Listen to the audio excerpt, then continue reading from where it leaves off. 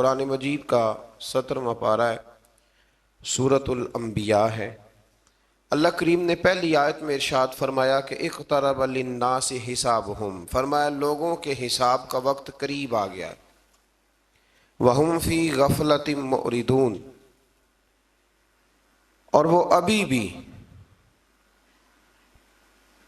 بھی غافل ہو کر منہ پھیر رہے ہیں، غفلت میں منہ پھیر کے پھر رہے ہیں، حالانکہ اقترب للناس حسابہم، ان کے حساب کا وقت قریب آ گیا۔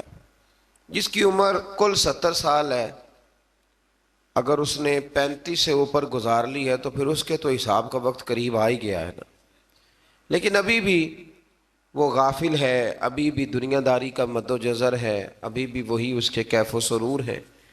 فرمایا غافل نہ بنو، جو دم غافل سو دم کافر، سانو مرشد اے ہو پڑھایا۔ لیکن نا ایک آدمی مجبور ہوتا ہے اور ایک غافل ہوتا ہے، ان دونوں میں فرق ہے۔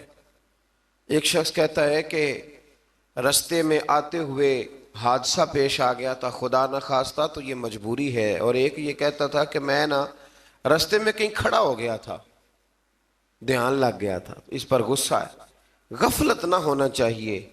حضرت سیدنا انس بن مالک رضی اللہ تعالی عنہ فرماتے ہیں جب یہ آیہ کریمہ نازل ہوئی تو میں مسجد سے باہر نکلا تو ایک صحابی اپنے مکان کی چھت بنا رہے تھے، تعمیر کر رہے تھے، اور چھت تک مکان پہنچ گیا تھا۔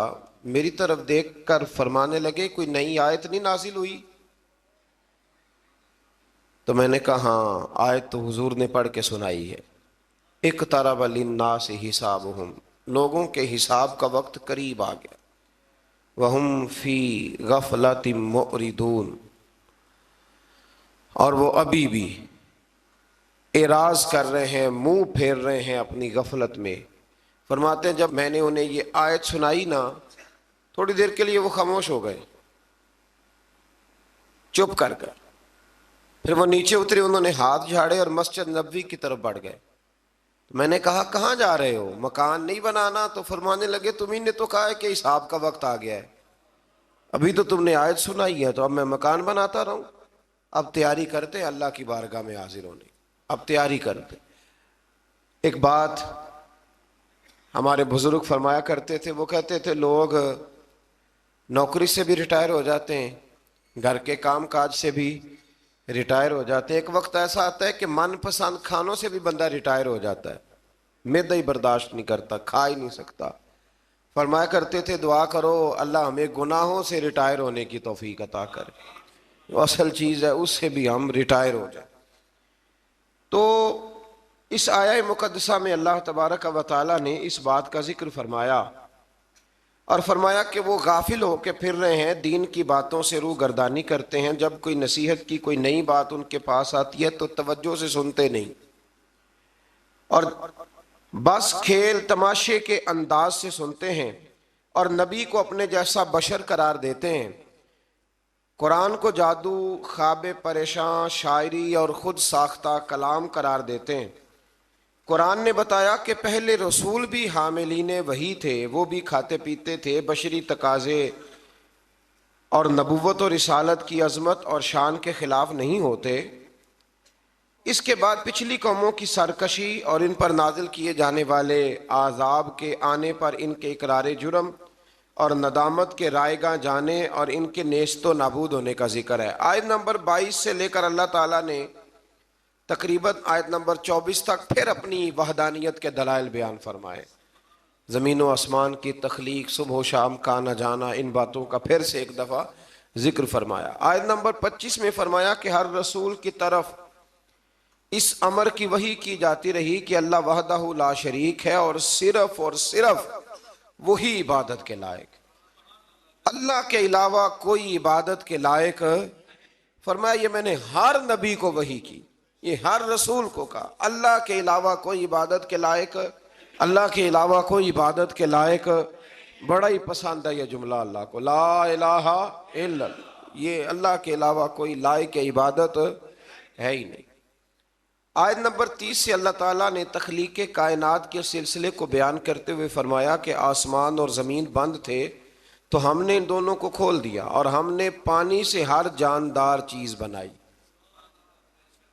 دروازے بند بھی ہم نے کھولے ہیں اور ہر جاندار چیز ہم نے پانی سے بنائی. پھر آیت نمبر 35 میں قانون قدرت بیان کیا کہ ہر نفس نے موت کا ذائقہ چکھنا ہے، یعنی ہر ذی حیات پر موت آئے گی. جو زندہ ہے وہ مرے گا بھی. الاشیاء تعریف بھی ازدادیہا، چیزیں اپنی ضدوں سے پہچانی جاتی. دن ہے تو پھر رات بھی آئے گی، صبح ہے تو شام بھی ہوگی. اسی طریقے سے یہ یاد رکھیے گا کہ اگر کوئی زندہ ہے تو اس پر موت بھی آئے گی. آگے چل کے بتایا کہ قیامت اچانک آئے گی، حیرت زدہ کر دے گی، نہ کوئی اسے رد کر سکے گا اور نہ کسی کو مہلت دی جائے گی، اچانک آ جائے گی. آیت نمبر 42 سے اللہ کے سوا جتنے بھی معبود ہیں سب کی نفی کر دی گئی. آیت نمبر 46 میں فرمایا کہ جو لوگ عذاب کا مطالبہ کرتے ہیں اگر ان کو اللہ کے عذاب کا جھونکا بھی لگے، ہلکی سی ہوا بھی لگے، تو یہ اپنے ظالم ہونے کا اعتراف کر لیں. اللہ اکبر. آیت نمبر 47 میں فرمایا کہ قیامت کے دن عدل کا ترازو قائم ہوگا اور کسی پر کوئی ظلم نہیں ہوگا. ہر ایک کا رائی کے دانے کے برابر بھی کوئی عمل ہوا تو وہ ریکارڈ پہ آئے گا. آیت نمبر 51 سے ایک بار پھر ابراہیم علیہ السلام کا ذکر ہے کہ وہ اپنے چچا اور قوم کو بت پرستی پر ملامت کرتے رہے اور کہتے رہے کہ اللہ کی قسم تمہارے پیٹھ کے پھیرنے کے بعد، جانے کے بعد تو میں تمہارے بتوں کے ساتھ خفیہ تدبیر کروں گا.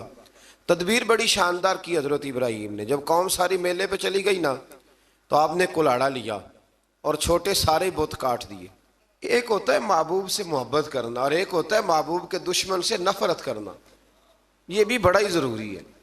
اللہ اکبر. یہ بھی جب بدر کی جنگ ہوئی نا تو اب رشتہ دار ایک دوسرے کے آمنے سامنے تھے. حضرت ابو عبیدہ بن جراح ان کے والد آئے تھے مقابلے میں بیٹے کے، رشتہ دار آمنے سامنے تھے. تو وہاں ایک جملہ ہے تاریخی جو حضرت عمر فاروق نے فرمایا، ایک تاریخی جملہ ہے. یہ محبوب کے دشمن سے عداوت رکھنا. اعلیٰ حضرت فرماتے ہیں دشمن احمد پہ شدت کیجئے، ملحدوں سے کیا مروت کیجئے، اور شرک ٹھہرے جس میں تعظیم حبیب، اس برے مذہب پہ لعنت کیجئے. ہماری بھائی زمین ہی کوئی نہیں تو کسی کا رٹا کیا ہوگا، جائیداد ہی نہیں تو جھگڑا کیا ہے. جھگڑا تو صرف اتنا ہی ہے کہ محبوب کے بارے میں کچی بات نہ کرو، کمزور بات میں اتنی سی بات ہے. وہ کسی نے کہا تھا سیاست دے جھگڑے اساں چھوڑ دیتے تے دولت دے جھگڑے اساں چھوڑ دیتے، محبت دا جھگڑا ہے چھڑا کوئی نہیں سکتا. یہ محبت دا جھگڑا ہے، انہوں چھڑا کوئی نہیں سکتا. تو حضرت عمر فاروق نے بڑا تاریخی جملہ کہا، فرمانے لگے یا رسول اللہ صلی اللہ علیہ وسلم یہ لوگ ایک دوسرے کے رشتہ دار آمنے سامنے ہیں تو پریشانی ہو رہی ہے، حضور آپ حکم کریں. میرا ماموں بھی آیا ہے یہاں لڑنے کے لیے تو آپ مجھے حکم دیں، میں ماموں کی گردن لے کے آتا ہوں. آپ ہمیں حکم دیں، خود ہم اپنے رشتہ داروں کو ہاتھوں سے قتل کریں گے، اس لیے کہ ہمارے نزدیک رشتہ وہی ہے جو محمد عربی کی محبت والا رشتہ ہے. تو یہ یاد رکھ لیں کہ یہ بھی ایک بہت بڑا اعزاز ہے کہ آپ کو دشمن پر غصہ ہے. وہ بھی عجیب انسان ہے جسے دشمن پہ غصہ ہی نہ آئے. اللہ نے قرآن میں کہا، میں سورہ توبہ میں آپ کو سنا آیا ہوں کہ فرمایا محبوب یہ منافق تیرے بے ادب ہیں، تو اگر 70 بار بھی کہے گا تو میں پھر بھی ان کو معاف نہیں کروں گا. اللہ سے بڑا تو رحم کرنے والا کوئی نہیں نا، اللہ سے بڑا تو کوئی نہیں نا. تو اگر رب کچھ لوگوں پہ جلال کرتا ہے تو یہاں بہت سارے لوگوں کو زیادہ انسانیت نظر آنے لگ جاتی. وہ کہتے ہیں جی انسان ہے. او خدا کے بندے، انسان وہ ہوتا ہے جو رسول اللہ کا ادب کرتا ہے صلی اللہ ہو. تو حضرت ابراہیم کو بڑا ہی غصہ تھا. یار آپ تھوڑا سمجھیں، یہ ایک ایسا پہلو ہے جس کی بڑی ضرورت ہے یہاں، آپ غور فرمائیں. علامہ اقبال نے کہا یہ دور اپنے ابراہیم کی تلاش میں ہے، صنم کدا ہے جہاں لا الہ الا اللہ، اور بہار ہو کے خزاں لا الہ الا اللہ، خودی کا سر نہاں لا الہ، خودی ہے طے کے فضاں لا الہ الا اللہ. تو اب وہ بت کیا کر سکتے تھے؟ اللہ کے پیغمبر کا غصہ دیکھیں، فرمایا میرے رب کے شریک بنتے ہو. حالانکہ بت بنے ہوئے ہیں نا بت. وہ شیخ سعدی نے مثال لکھی ہے، سوکنوں کی بات سناتے ہیں تو کہتے ہیں کہ ایک شخص نا مٹی کی بیوی بنا کے نا تو اس پہ دوپٹہ ڈال کے اپنی بیوی سے کہنے لگا یہ تیری سوکن ہے. تو شام کو واپس گھر آیا تو اس نے مٹی کی عورت بھی ساری توڑ ڈالی تھی. یہ غصہ ہوتا ہے نا اپنے شریک پہ. تو کہا حضرت ابراہیم نے میرے رب کے شریک بنتے ہو تو سارے چھوٹے چھوٹے بت توڑ دیے, پاش پاش کر دی, اور جو بڑا بت تھا اس کی گردن پہ کلاڑا رکھ دیا. تو شام کو وہ آئے تو کس نے کیا یہ حال؟ تو کہنے لگے اسی نے کیا ہے جو روز ان کے بارے میں ہمیں بتلاتے تھے.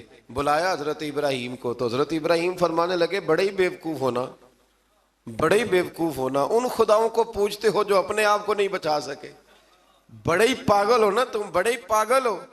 اور پھر کہنے لگے کہ وہ جو تمہارا بڑا معبود جس کو تم مانتے ہو نا معاذ اللہ, اس کی گردن پہ میں نے کلاڑا رکھ دیا, اسی سے پوچھ لو کس نے مارا ہے. تو وہ کہنے لگے بت تو نہیں نا بولتے. تو فرمانے لگے آؤ پھر میرے رب کا کلمہ پڑھو, جو بولتا ہے تو پھر قرآن کی آیتیں ارشاد فرما دیتا ہے. اب کافر کا یہ حال ہے کہ دلیل سے لوگ عاجز آ جاتے ہیں تو لڑائی کرتے ہیں. انہوں نے کیا کیا, انہوں نے کہا پکڑو اسے آگ میں ڈال دو. آگ جلائی, اور اس کی وسعت اتنی زیادہ تھی کہ اوپر سے کوئی پرندہ بھی گزرتا تھا نا تو وہ بھی نیچے گر جاتا تھا جل کے. میلوں تک آگ جلائی, کس کے لیے؟ ایک بندے کے لیے. اس لیے کہ نمرود کو پتا تھا بندہ تو ایک ہے پر اس کے پیچھے طاقتیں خدائی ہے. اور آگ میں ڈالا حضرت ابراہیم کو. اے آگ ابراہیم پہ ٹھنڈی بھی ہو جا اور سلامتی والی بھی ہو جا. یہاں مفسرین نے لکھا ہے اگر خالی ٹھنڈی ہونے کا کہا جاتا تو زیادہ ٹھنڈی ہو جاتی. تو اللہ نے فرمایا زیادہ ٹھنڈی نہ ہونا, سلامتی والی ٹھنڈی ہونا, جس ٹھنڈک کو برداشت کیا جا سکے. تو ان کے تو معبود بھی اپنے آپ کو معاذ اللہ نہ بچا سکے, اور جناب ابراہیم کے رب نے انہیں بچا لیا.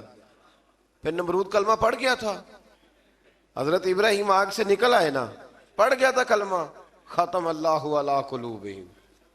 کچھ لوگوں کو اللہ نے سزا دی ہے کہ ان کے دلوں پر مہر لگا دی. آیت نمبر 78 سے حضرت داؤد اور سلیمان علیہ السلام کے ایک مقدمے کا ذکر ہے, جس میں حضرت داؤد نے فیصلہ کیا تو جناب سلیمان علیہ السلام نے اس کے برعکس فیصلہ کیا. تو اللہ تعالیٰ نے فرمایا کہ ہم نے سلیمان علیہ السلام کو صحیح فیصلہ کرنے کی سمجھ عطا فرمائی.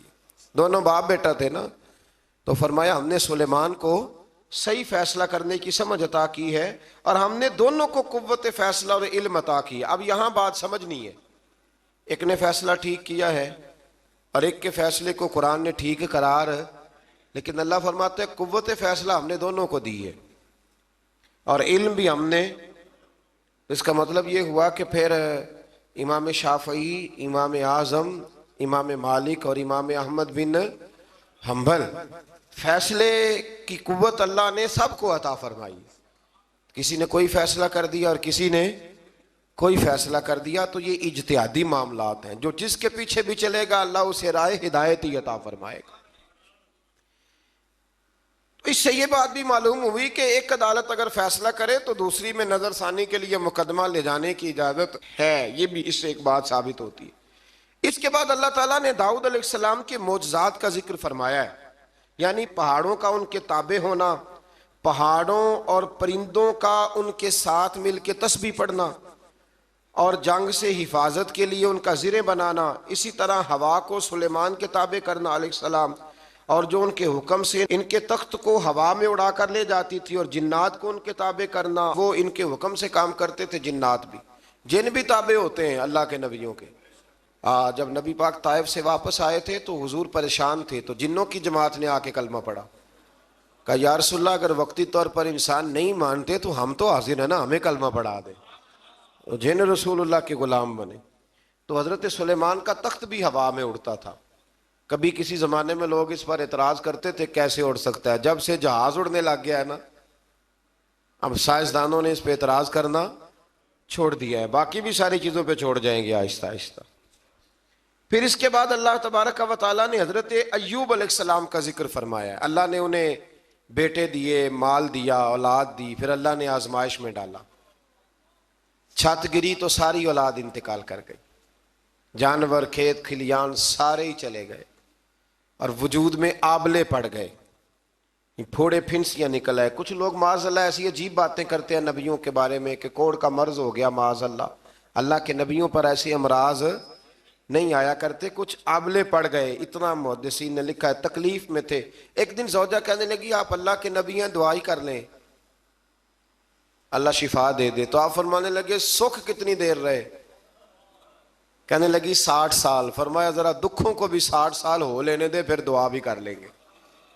ابھی تو 16-17 سال ہوئے, اتنے سال گزر لینے دو. آپ کی زبان سے یہ لفظ نکلے تو اللہ نے شفا عطا کر دی, اولاد بھی دے دی, سارا کچھ عطا فرمایا. تو اس بات کا ذکر کیا. پھر اس سے آگے چل کے حضرت اسماعیل کا بھی ذکر ہے, ادریس علیہ السلام کا, ذوالکفل, ذوالنون یعنی حضرت یونس کا, اور جناب زکریا کا بھی ذکر ہے. حضرت یونس علیہ السلام اپنی قوم سے ناراض ہو کے چلے گئے تھے, اور پھر اللہ کی تقدیر سے دریا میں ڈال دیے گئے, اور دریا میں ان کو مچھلی نے نگل لیا. انہوں نے تہ در تہ ظلمت میں اللہ سے ان کلمات کے ساتھ توبہ کی, لا الہ الا انت سبحانک انی کنت من الظالمین. بزرگوں نے لکھا ہے جب بھی انسان کسی مشکل میں پڑ جائے تو یہ کلمے پڑھے, اللہ نجات عطا کر دے گا. اس کو آیت کریمہ بھی کہتے ہیں. اللہ تعالیٰ نے فرمایا تو ہم نے ان کی پکار سن لی اور انہیں غم سے نجات عطا کی, اور ہم اسی طرح مومنوں کو نجات دیتے ہیں. حضرت زکریا علیہ السلام نے اولاد کے لیے دعا کی تو اللہ تعالیٰ نے ان کو بڑھاپے میں یحییٰ علیہ السلام عطا فرمائے. پھر اس سے آگے حضرت عیسیٰ علیہ السلام اور جناب مریم سلام اللہ علیہا کا ذکر بھی انہی آیات میں.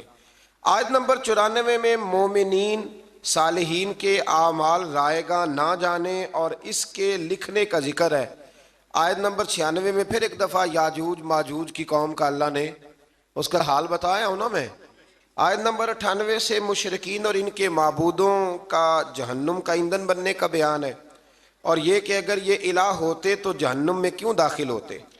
جس کے لیے اللہ تعالیٰ بھلائی کو مقدر فرما دے وہی جہنم سے دور ہوگا, اور ان کے لیے ہر قسم کی نعمتیں ہوں گی, اور ان کے لیے قیامت کے دن گھبراہٹ سے نجات ہے, اور فرشتے قیامت میں ان کا استقبال کریں گے. اللہ اکبر. سورۃ الانبیاء کی آخری رکوع میں آیت نمبر 107 میں اللہ تبارک و تعالیٰ نے اپنے حبیب کریم صلی اللہ تعالیٰ علیہ وسلم کو ایک بے مثل اور بے مثال اعزاز سے نوازا, اور ارشاد فرمایا وما ارسلناک الا رحمتا للعالمین. فرمایا محبوب جس کو میں نے اپنا مخلوق بنایا ہے, خلق فرمایا ہے, ان سب کی طرف آپ کو رحمت بنا کے بھیجا ہے. اللہ اکبر. اسی صورت کی آیت نمبر 108 میں اللہ تعالیٰ نے صالح بندوں کو زمین کی حکومت دینے کا زبور میں کیے گئے وعدے کا بھی ذکر فرمایا. پھر آگے شروع ہو جاتی ہے سورۃ الحج. اچھا اب ناراض نہ ہوئیے گا, میری رائے ہے, کچھ لوگ پوچھنے آتے ہیں نا جی فلانا کام نہیں ہو رہا, تو ان کو نہ کبھی سورت بتاتے ہیں تو سورت کا نام بھی نہیں صحیح لے پاتے. میرا خیال ہے کہ لوگوں کو قرآن مجید کی ساری سورتوں کے نام بھی نہیں آتے, یہ میرا خیال ہے, غلط بھی ہو سکتا ہے. تو سورتوں کے نام تو کم از کم یاد ہونے چاہیے نا. ایک صاحب کو میں نے کہا کہ سورہ ممتحنہ پڑھا کریں, تو کہنے لگے یہ تو میں نے آپ سے سنا ہے. تو یہ تو درست نہیں ہے نا جی, کہ ہمیں وہ چیزیں جن کا دروازے کا نام ہی نہ آئے گا تو اندر کیسے داخل ہوں گے. اتنا تو ہونا چاہیے کہ نہیں ہونا چاہیے.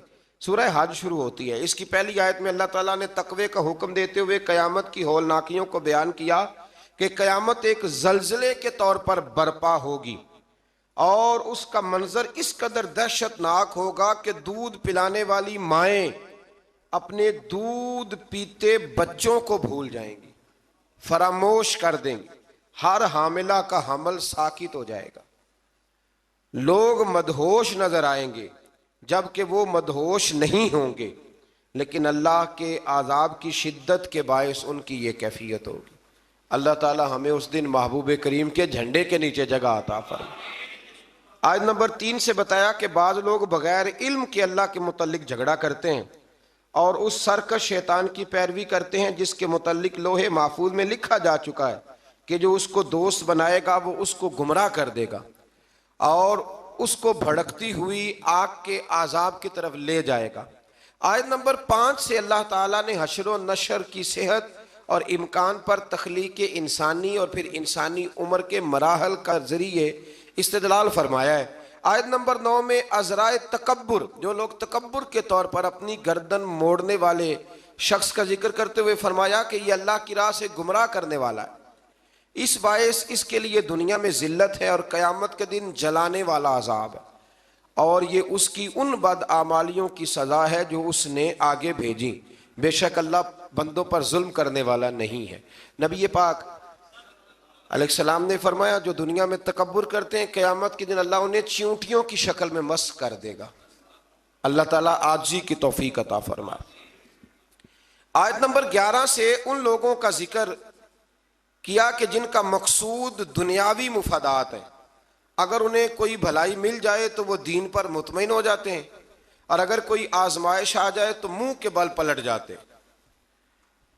ایسوں نے ایسے ہی دنیا اور آخرت کا نقصان سمیٹا، ایسے لوگ ان کی عبادت کرتے ہیں جو نہ انہیں نقصان پہنچا سکتے ہیں اور نہ ہی نفع دے سکتے ہیں، یہ دور کی گمراہی ہے۔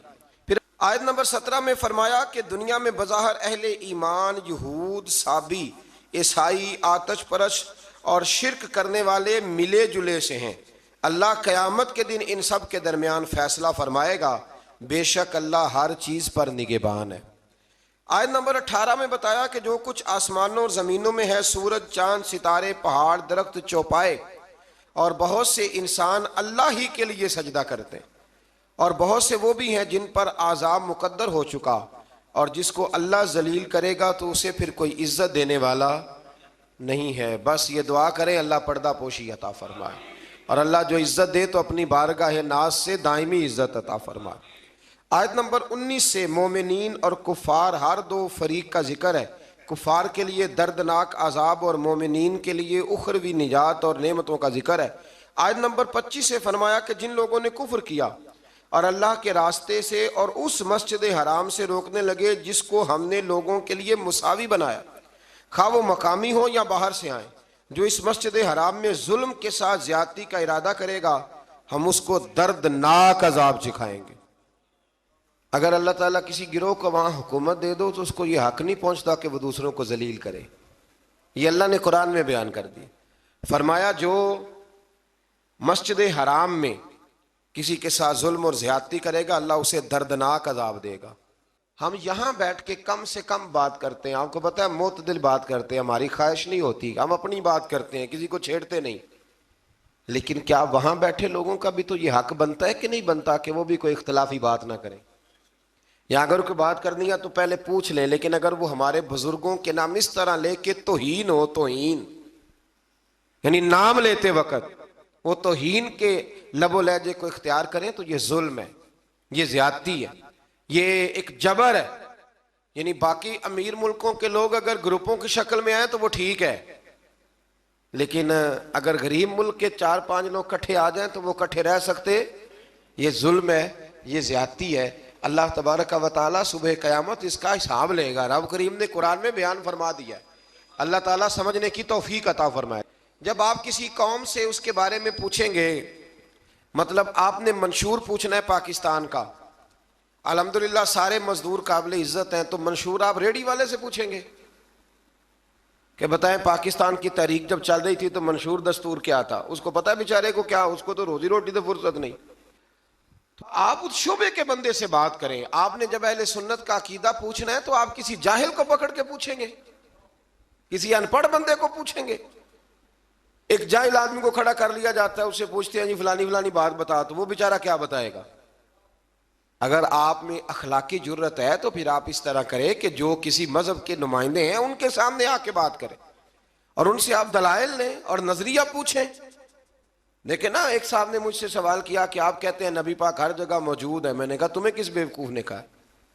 ہم تو یہ نہیں کہتے، ہم تو کہتے ہیں حضور اپنے مزار میں حیات ظاہری میں ہیں اور ساری دنیا کو اس طرح دیکھتے ہیں جس طرح اپنے ہاتھ کی ہتھیلی کو دیکھتے ہیں، اور جہاں چاہتے ہیں حضور تشریف لے جاتے ہیں۔ یہ ہم نے کب کہا ہے کہ اپنے وجود کے ساتھ نبی پاک ہر جگہ حاضر و ناظر ہے؟ اتنا بڑا جھوٹ لوگ بولتے ہیں۔ ایک بڑا سیاںا بیانہ بندہ ہے ایک جماعت کا، اس کی کتاب میرے پاس ہے، اس نے لکھا ہے کہ یہ جو لوگ ہیں یہ اپنے پیر کو چھوٹا خدا مانتے ہیں۔ کبھی کہا ہے کسی نے؟ کیا فضول بات ہے، آپ مسلمانوں کے ذمہ وہ باتیں لگائیں گے جن کا دور دور تک کوئی تعلق ہی نہیں، اور پھر آپ کو ڈرنا چاہیے اللہ تعالیٰ۔ اسی طرح ایک صاحب ایک دفعہ مجھے ایک فلائٹ میں مل گئے، میں ملک سے باہر جا رہا تھا تو لمبا سفر تھا، تو لمبا سفر طرح فلائٹ لمبی ہوتی ہے تو بندے تھک جاتے ہیں، پھر وہ کوشش کرتے ہیں کوئی بندہ ملے جس کے ساتھ کو پونا گھنٹہ گپ شپ لگ جائے۔ تو اس نے مجھے دیکھ لیا، آ گئے، کہنے لگے جی آپ حضور کو عالم الغیب مانتے ہیں؟ میں نے کہا مننا میں وہاں تے پتہ تینوں ہے، یہ جی فلسفہ ہے نا بھائی، جو مانتا میں اس کا پتہ مجھے ہونا چاہیے، مانتا میں ہوں اور پتہ، میں نے کہا میں مانتا ہوں کہ آپ، کہنے لگے نہیں آپ تو، میں نے کہا ہم حضور کو عالم الغیب نہیں مانتے، ہم نبی پاک کا علم غیب مانتے، حضور کا علم غیب، وہ علم غیب جو انہیں اللہ نے عطا فرمایا ہے، اللہ کا دیا ہوا علم غیب، عالم الغیب تو اللہ ہے۔ اب ایک سادے آدمی سے اگر وہ کہے گا نا آپ حضور کو عالم الغیب مانتے ہیں، تو بیچارے کو نہیں پتا کہ عالم الغیب کیا ہوتا ہے، علم غیب اور عالم الغیب میں فرق، تو وہ بیچارہ کہہ دے گا کہ بھائی ہاں ہم مانتے ہیں، اب وہ ان پڑھ ہے، اس کو اس بات کی خبر نہیں ہے، وہ اگر تھوڑا سا جانتا ہوتا تو فوراً آپ کی بات کو پکڑتا، کہتا نا نا یہ ہمارا عقیدہ ہی نہیں، یہ ہمارا نظریہ نہیں ہے۔ تو اس لیے سمجھ لیں، اسی طرح سے ایک بیان کاٹ کے لے آیا جی فلاں عالم نے کہا ہے کہ اللہ کے سوا کوئی مددگار نہیں، تو میں نے کہا بالکل ٹھیک ہے، اللہ کے سوا کوئی مددگار، اللہ کے سوا کوئی مددگار، تو جو جنگ بدر میں دین کے مددگار بنے تھے، جو جنگ احد میں دین کے مددگار بنے تھے، وہ کیا تھا؟ وہ اللہ کی مدد تھی، اللہ نے بندوں کے ذریعے کرائی تھی۔ اسی طرح کی اللہ کی مدد ہوتی ہے۔ تو یہ جتنے غریب ہیں الحمدللہ، مسلمان بڑی سخاوت کرتے ہیں، رمضان میں دیتے ہیں نا غریبوں کو، تو مدد کون کر رہا ہے ان کی؟ تو وہ تو سیٹھ کو دعا دے کے چلے گئے، تو چودھری کو دعا، تو اس لیے سمجھ لیں اتنا لمبا نہیں ہے کہ جتنا لوگوں نے بنا دیا ہے، بہرحال اللہ تعالیٰ سمجھنے کی توفیق عطا فرمائے۔ تو اس سے آگے تھوڑا سا بڑھتے ہیں، تو اللہ تبارک و تعالیٰ نے آیت نمبر 27 سے حضرت ابراہیم علیہ السلام کو حکم دیا کہ لوگوں میں بلند آواز سے حج کا اعلان کر دیں، وہ آپ کے پاس دور دراز رستوں سے پیدل اور ہر دبلے اونٹ پر سوار ہو کے آئیں گے۔ حضرت ابراہیم نے ایک پتھر پر کھڑے ہو کے ندا کی، اللہ اکبر، اے لوگو اللہ نے تمہارے اوپر حج فرض کر دیا۔ اللہ تعالیٰ نے یہ ندا ان سب کو سنا دی جو ابھی مردوں کی پشتوں میں اور عورتوں کے رحموں میں تھے، اور ان سب نے اس ندا کا جواب دیا جو اللہ کے علم میں ہے۔ قیامت تک حج کرنے والے تھے، ان سب نے ماؤں کے پیٹوں سے بھی کہا لبیک، باپوں کی پشتوں میں بھی کہا، اور بعض نے لکھا ہے جتنی دفعہ کسی نے لبیک کہا اتنا ہی حج کرنے جائے گا۔ پتہ نہیں اب ہم نے کتنی دفعہ کہا ہے، دعا فرمائے اللہ زیادہ ہی توفیق عطا فرمائے، زیادہ اللہ موقع۔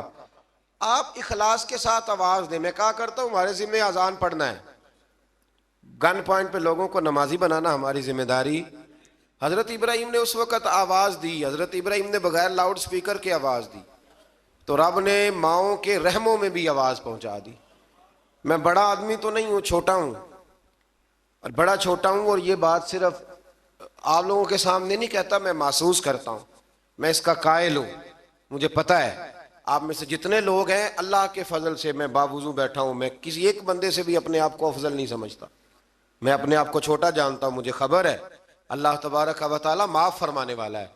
تو میں کسی شخص میں سے بھی، آپ میں سے ایسا شخص جو ظاہراً مجھ سے عمل میں بھی کمزور نظر آتا ہے، لیکن میں جب اپنی طبیعت سے پوچھتا ہوں تو افضل جانتا ہوں۔ لیکن ہم نے چھوٹی سی مسجد میں بیٹھ کے دین کی بات شروع کی، کبھی کبھی نا دنیا کے آخری کونے سے بھی لوگ ہمیں فون کر لیتے ہیں، یعنی ایسے ایسے ملک کا نام لیتے ہیں کہ جو میں نے کبھی سنا بھی نہیں ہوتا، ایسے ایسے ملک کا نام لیتے ہیں۔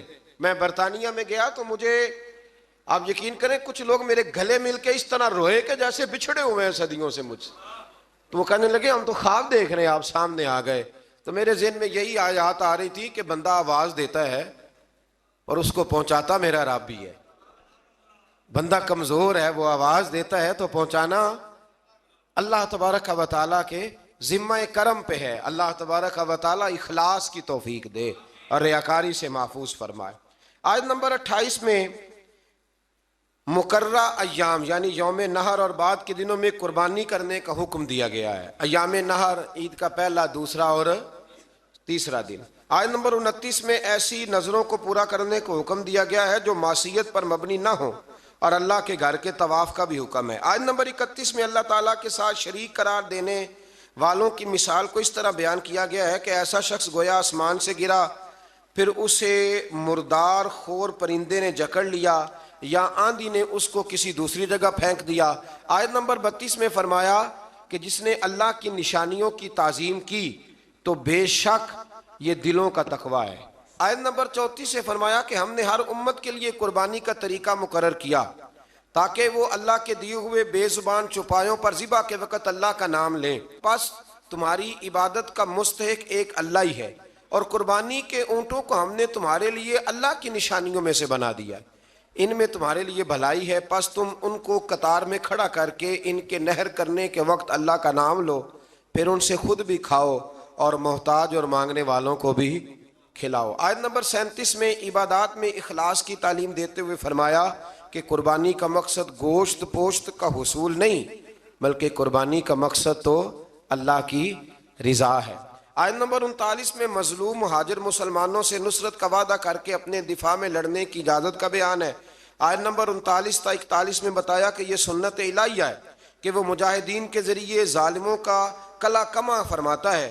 اگر ایسا نہ ہوتا تو راہبوں کی خانقاہیں، کلیسا اور یہودیوں کی عبادت گاہیں اور مسلمانوں کی مساجد کو ویران کر دیا جاتا۔ اگلی آیت میں حکومت اسلامیہ کے قیام کا مقصد بیان کیا گیا کہ اس کا مقصد ہے نظام صلاۃ و زکوٰۃ کا قیام، نیکیوں کا پھیلاؤ اور برائیوں کا سد باب۔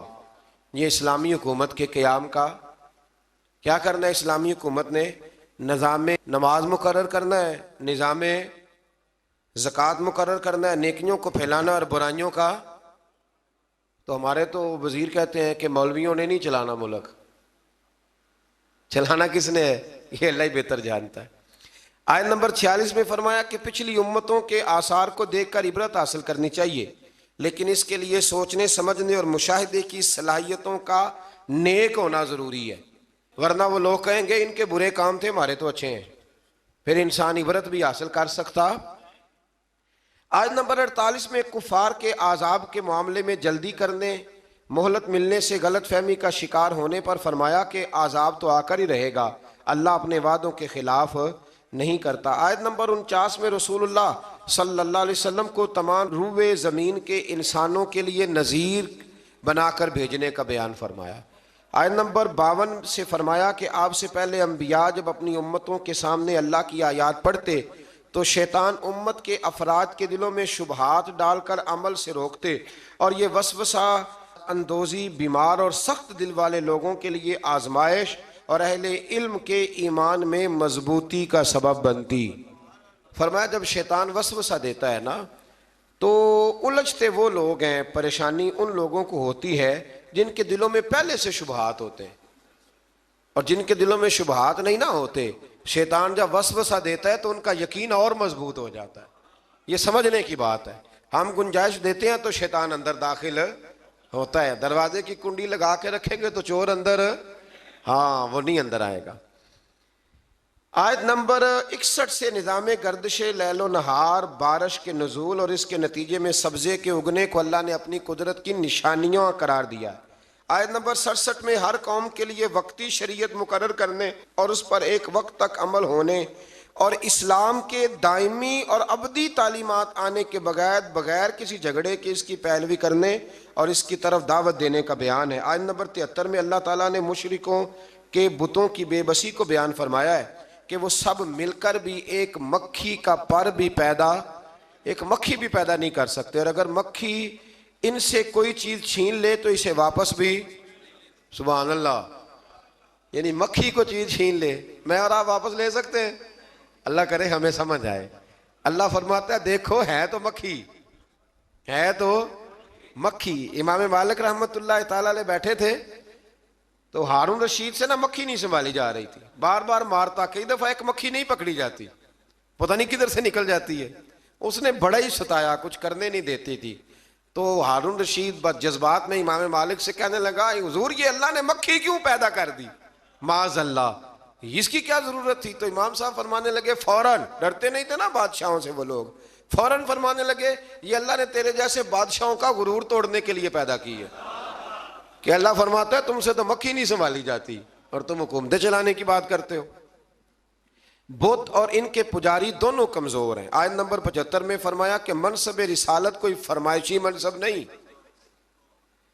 اللہ تعالیٰ خود رسولوں کو منتخب فرماتا ہے اور وہ سب کچھ جانتا ہے۔ آیت نمبر 77 میں ہمہ وقت بندگی کا حکم دیا گیا۔ اس پارے کی آخری آیت میں دین کی سربلندی کے لیے سر توڑ کوششیں کرنے دین کے معاملے میں تنگی نہ ہونے، ملت ابراہیم کی پیروی کرنے، اور آخر میں نماز قائم کرنے، زکوٰۃ ادا کرنے، اللہ تعالیٰ کے دامن رحمت کو مضبوطی سے پکڑنے کا بیان فرمایا۔ اللہ تعالیٰ کی مدد ان چیزوں سے وابستہ ہے۔